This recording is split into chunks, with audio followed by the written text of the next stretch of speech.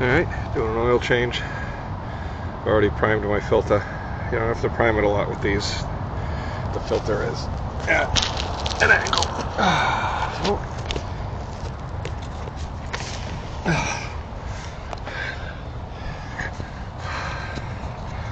Everything's up here. Oil filter, you can see it, and the drain plug. So there's not much to see here at all. So I'm just going to drain it. I do the oil filter first because, and that's it. That's it. Okay. So just for the heck of it, I wanted to point out I use K&N right now.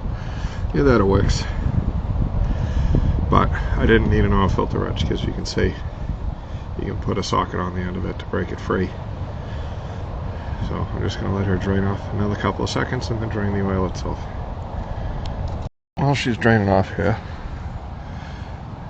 always inspect your oil plug. You got a little gasket in here. They're cheap enough down at the parts store to replace if you have to. Also, personal experience, there's a gasket on the bottom of the oil filter.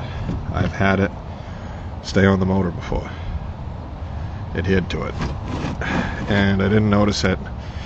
And went ahead, put the new oil filter on, and then dumped out.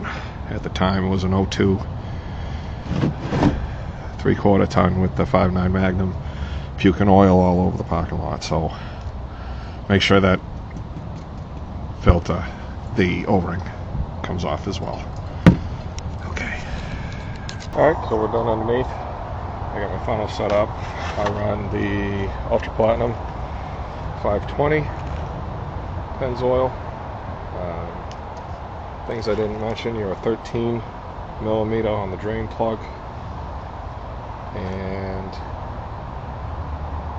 I don't know, I'm sure there's something else, but I can't think of it. So I'm going to go ahead and fill her up and start her up and see what's up.